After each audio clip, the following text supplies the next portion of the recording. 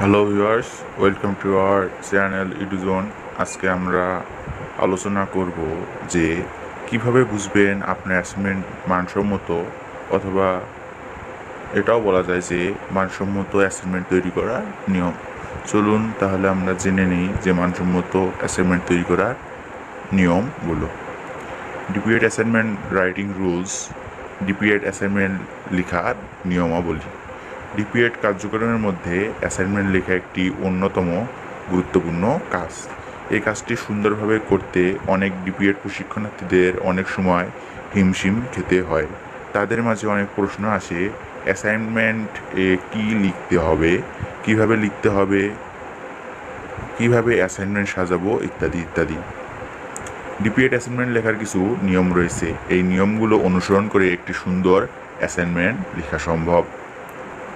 DPEd assignment লেখার নিয়মাবলী। Step 1, cover page তৈরি করা। অ্যাসাইনমেন্টে সবথেকে প্রথমে আসে কভার পেজ। এই কভার পেজে পিটিএর নাম, অ্যাসাইনমেন্টের বিষয়ের নাম, ইনস্ট্রাক্টরদের নাম, প্রশিক্ষণার্থীর নাম, শিফট, রোল ইত্যাদি লিখতে হয়। স্টেপ 2, ইন্ডেক্স পেজ বা সূচিপত্র। অনেক সময় অনেক অ্যাসাইনমেন্টের ক্ষেত্রে এই সূচিপত্রটি লাগে না। সূচিপত্র সালেই অ্যাসাইনমেন্ট দিলে কোনো অসুবিধা নেই। সূচিপত্র অ্যাসাইনমেন্ট সম্পূর্ণ তৈরি করার পর লিখতে হয়। সূচিপত্রের মাধ্যমে আপনার অ্যাসাইনমেন্টের কোন পেজে কোন বিষয় রয়েছে তা সুন্দরভাবে উপস্থাপন করতে হয়। স্টেপ 3, অ্যাকনোলেজমেন্ট বা কৃতজ্ঞতা স্বীকার। এই অ্যাকনোলেজমেন্ট পেজটি অনেক অ্যাসাইনমেন্টে দেন না। এই পেজে আপনার অ্যাসাইনমেন্টটি সুন্দরভাবে তৈরি করতে কে কে সহযোগিতা করেছে, যেমন আপনার সহকর্মীর নাম ও ইনস্ট্রাক্টরদের নাম, অর্থাৎ যারা যারা আপনাকে সহযোগিতা করেছে তাদেরকে এই পেজের মাধ্যমে কৃতজ্ঞতা জানাতে হয়। মূলত এই পেজে ইনস্ট্রাক্টরের নাম লিখলেই চলবে। আপনার সহকর্মী বা অন্য যে কেউ যদিও সহযোগিতা করে থাকে তাদের নাম না লেখায় ভালো, শুধু ইনস্ট্রাক্টরদের নাম লেখায় ভালো। এই পেজটি অ্যাসাইনমেন্টের একটি গুরুত্বপূর্ণ অংশ। অ্যাকনোলেজমেন্ট বা কৃতজ্ঞতা স্বীকার পেজটি দেওয়ার ফলে আপনার অ্যাকনোলেজমেন্টটি একটি প্রফেশনাল লুক পায়। স্টেপ 4, ইন্ট্রোডাকশন বা ভূমিকা। যে কোনো বিষয়ে অ্যাসাইনমেন্ট তৈরি করার প্রথম যে কাজটি করতে হয় সেই টপিকের উপর কিছুটা ভূমিকা লিখতে হয়। অনেকেই হঠাৎ করে অ্যাসাইনমেন্টের মূল কথা লেখা শুরু করে দেয়, তা ঠিক না।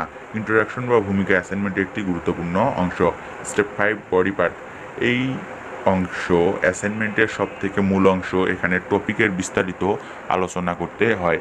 টপিকের যত গভীরে যাওয়া যায় বা ডিপ আলোচনা করা যায় তত ভালো। এই অংশটি মিনিমাম 8 থেকে 10 পেজ লেখা ভালো, তবে আপনি চাইলে আরও বেশি লিখতে পারেন। এই যে এখানে লেখা আছে 8 থেকে 10 পেজ, এটা আমার কাছে সম্পূর্ণ অযৌক্তিক মনে হয়। কারণ আপনার সম্পূর্ণ অ্যাসাইনমেন্টে অনেক ক্ষেত্রে হয় 2 পেজ, তাহলে আপনার বডি পার্ট কীভাবে 8 পেজ লিখবেন? তাই এটা নিয়ে আপনাদের বেশি টেনশন করতে হবে না। আপনার ইচ্ছে মতো 1 পেজ বা 1.5 পেজ, 2 পেজ এরকম লিখলেই চলবে। 8-10 পেজ লিখতেই হবে, না লিখলে ভুল হবে এটা নয়। স্টেপ 6, কনক্লুশন বা উপসংহার। অ্যাসাইনমেন্টের মূল অংশ বা বডি পার্ট লেখার পর একটি উপসংহার লিখতে হয়। এর মাধ্যমে টপিকের উপর আপনি আপনার কোনো পরামর্শ বা আপনার কোনো মতামত আপনি উপস্থাপন করতে পারেন। স্টেপ 7, রেফারেন্স বা তথ্য সূত্র।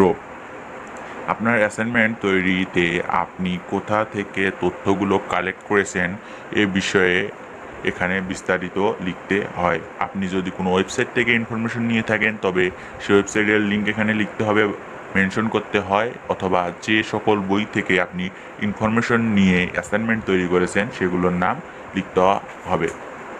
ঠিক আছে, তাহলে এই ছিল আমাদের অ্যাসাইনমেন্ট মানসম্মত একটি অ্যাসাইনমেন্ট তৈরির নিয়ম, অথবা এই রুলস বা এই স্টেপগুলো যদি আপনার অ্যাসাইনমেন্টে ফলো করা হয় তাহলে আপনার অ্যাসাইনমেন্টটি একটি মানসম্মত অ্যাসাইনমেন্ট হবে। Thanks for watching our video. Like, comment and share and subscribe our channel ইডুজোন।